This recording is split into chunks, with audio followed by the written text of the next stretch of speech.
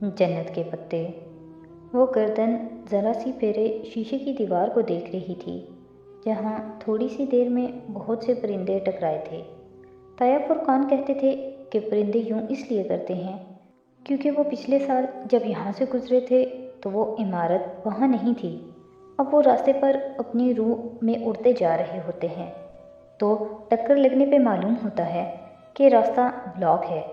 मालूम नहीं ताया की फ़िलासफ़ी कितनी दुरुस्त थी, मगर वो होटल नया तामीर शुदा ही था। शायद वो वाकई परिंदों की गुज़रगाह के दरमियान बन गया था। मुस्तजब और वाजिब बहस बहुत पुरानी है।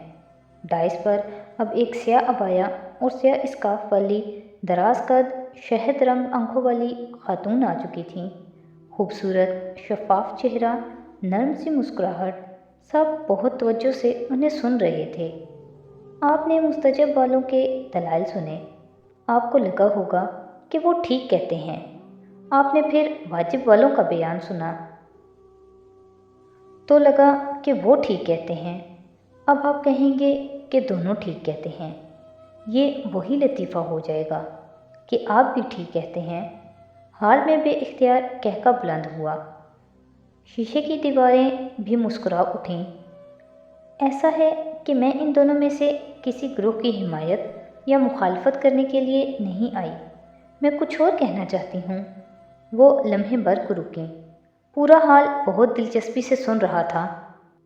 हम अमूमन दुनिया और आखिरत की मिसाल किसी कॉलेज एग्ज़ाम से लेते हैं, राइट? तो वही मिसाल ले लेते हैं। दुनिया और आखिरत के किसी भी स्कूल या कॉलेज का जब पेपर टेस्ट किया जाता है तो इसमें चंद सवाल बहुत आसान रखे जाते हैं, जो कोई औसत दर्जे का तालिब इल्म भी हल करके 33% से ज़्यादा नंबर लेकर पास हो सकता है। मगर चंद सवाल ज़रा मुश्किल होते हैं, जो सिर्फ अच्छे तलबा हल करके 70-80% नंबर ले जाते हैं। और आखिर में कुछ सवाल बहुत पेचदार और मुश्किल रखे जाते हैं। वो सवाल पोजीशन होल्डर्स का फ़ैसला करते हैं। इसीलिए अमूमन पोजीशन होल्डर्स के आपस में चंद नंबर्स या परसेंटेज के ज़रा से तनासब का फ़र्क होता है। ये सवाल मुस्तजब होते हैं। हम अमूमन समझते हैं कि मुस्तजब वो होता है कि जब 5 में से 4 सवाल हल करने हों तो चारों में से कोई गलत होने के डर से पांचवा भी अटेम्प्ट कर दिया जाए। एक्स्ट्रा सवाल जबकि वो मुस्तजब नहीं होता। वो अब कुर्सी पे ज़रा आगे होकर बैठी गौर से सुन रही थी।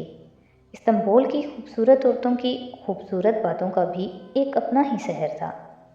अब होता ये है कि शफाफ चेहरे वाली डॉक्टर शाइस्ता कह रही थी कि इस मसले पे वाजिब वाले मुस्तजब वालों पे इल्ज़ाम लगाते हैं कि आप अपनी मर्ज़ी का दिन चाहते हैं और ख्वाहिशात की पैरवी कर रहे हैं, जबकि मुस्तजब वाले उन्हें कहते हैं कि आप शिद्दत पसंद हो रहे हैं।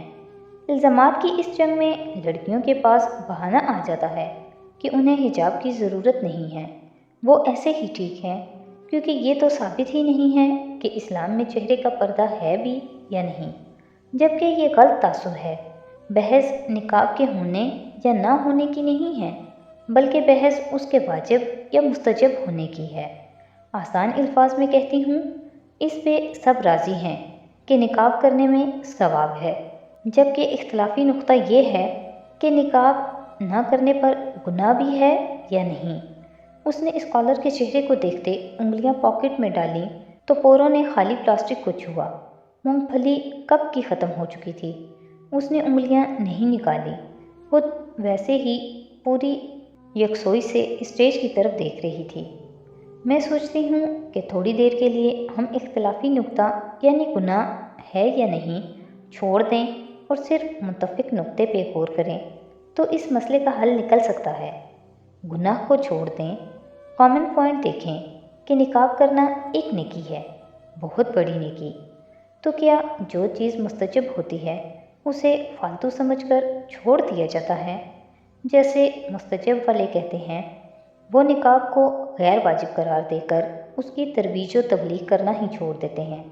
हम समझते हैं कि सिर्फ 33% वाले जवाब देकर किसी फालतू सवाल के बगैर ही हम पास हो जाएंगे। क्या हमें यकीन है कि हमारा 33% का जवाबनामा भी दुरुस्त लिखा गया है? ان کے سوال پر حال میں خاموشی چھائی رہی، مرعوب سی خاموشی۔ ادھر ہم سب عورتیں اور لڑکیاں ہی موجود ہیں۔ ایک بات کہوں آپ سے، ہم میں چند باتیں ضرور ہوتی ہیں، ساری نہیں تو کچھ تو ضرور ہی۔ ہم جلد جلس ہو جاتی ہیں، کسی کے پیچھے اس کی برائی بھی کر لیتی ہیں، منہ سے جھوٹ بھی پھسل جاتا ہے۔ نمازیں ہم پوری پڑھتی نہیں، جو پڑھیں ان میں بھی دھیان کہیں اور ہوتا ہے۔ ان کا بھی پتہ نہیں کتنا 5واں 9واں یا 10واں حصہ لکھا جاتا ہوگا۔ رمضان کے روزے رکھ لیں تو چھوٹے روزوں کی قضا دینا بھول جاتے ہیں۔ یہ تھا وہ 33% پرچہ۔ یہ کتنا اچھا ہم حل کر رہے ہیں ہم جانتے ہیں، پھر بھی ہمیں لگتا ہے کہ ہمیں کسی ایکسٹرا عمل کی ضرورت نہیں۔ مائی ڈیئر لیڈیز، جنت صرف خواہش کرنے سے نہیں مل جاتی۔ کیا آپ کو معلوم ہے کہ آدم کی اولاد میں ہر 1000 میں سے 999 جہنم میں ڈالے جائیں گے اور صرف ایک جنت میں داخل کیا جائے گا؟ یہ میں نہیں کہہ رہی، یہ بخاری کی حدیث ہے۔ کیا ہم اس اعمال نامے کے ساتھ اس ایک میں شامل ہو سکتے ہیں؟ وہ بالکل ساکت بیٹھی، بنا پلک جھپکے مقررہ کو دیکھ رہی تھی۔ جہنم کے لفظ سے اس کی آنکھوں کے سامنے ایک فلم چلا دی گئی۔ ہیراکلیٹس کی دائمی آگ، بھڑکتا آتش دان، دہکتے انگارے۔ آج ہم بحث کرتے ہیں کہ نقاب واجب ہے یا نہیں۔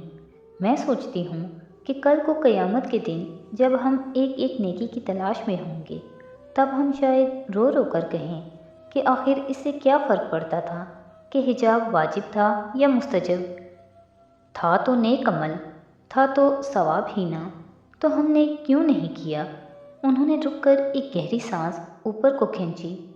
یقین کریں، میں واجب والوں اور مستحب والوں کسی کی حمایت یا مخالفت نہیں کر رہی، میں بس ایک بات کہہ رہی ہوں کہ حجاب کرنا نیکی ہے، سو چاہے آپ اسے واجب سمجھ کر کریں یا مستحب سمجھ کر، اسے کریں ضرور اور اسے پھیلائیں بھی ضرور۔ ہمارے جھوٹ، خیانتیں اور دھوکے ہمارے لیے جو آگ تیار کر رہے ہیں، اس سے دور ہونے کے لیے جو کرنا پڑے کریں۔ اور ایک آخری بات، وہ پھر سانس لینے کو رکیں۔ حال میں اسی طرح مکمل خاموشی تھی۔ آپ حجاب کے جس بھی درجے پر ہوں، صرف اسکارف لیں یا عبایا بھی لیں یا ساتھ میں نقاب بھی کریں، جو بھی کریں اس پر قائم ہو جائیں، اس سے نیچے کبھی نہ جائیں، اور پھر اس کے لیے لڑنا پڑے تو لڑیں، مرنا پڑے تو مریں، مگر اس پہ سمجھوتا کبھی نہ کریں۔ مجھے نہیں معلوم کہ حجاب واجب ہے یا مستحب، میں بس یہ چاہتی ہوں کہ یہ اللہ کو پسند ہے تو پھر یہ مجھے بھی پسند ہونا چاہیے۔ وہ اسٹیج سے اتریں تو حال تالیوں سے گونج اٹھا۔ گرے اسکارف والی اور میرون اسکارف والی دونوں خواتین متفق انداز میں مسکراتے ہوئے سر ہلا کر تالی بجا رہی تھیں۔ وہ بالکل چپ خاموش سی بیٹھی تھی، دل و دماغ جیسے بالکل خالی ہو گئے تھے۔ جیسے ہی وہ سیاہ عبایا والی ڈاکٹر شائستہ ہمدانی دروازے کی طرف بڑھیں، وہ ایک جھٹکے سے اٹھی اور ان کی جانب لپکی۔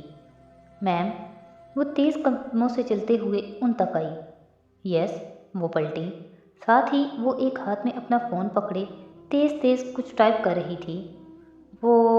میں بھی کرنا چاہتی ہوں نقاب، مگر اس کی سمجھ میں نہیں آ رہا تھا کہ وہ کیسے اپنی بات سمجھائے۔ مگر میں کیسے کروں؟ بہت آسان۔ ڈاکٹر شائستہ نے موبائل بیگ میں ڈالا اور پھر آگے بڑھ کر اس کے اسکارف کا سامنے کو گرا دایاں پلو اٹھایا، اسے پہلے بائیں گال کے ساتھ اسکارف کے حالے میں اڑسا اور پھر کچھ حصہ دائیں گال کے اس طرف اڑسا، یوں کہ اس کے چہرے کو ایک نفیس سے نقاب نے ڈھانپ دیا۔ بس اتنی سی بات تھی۔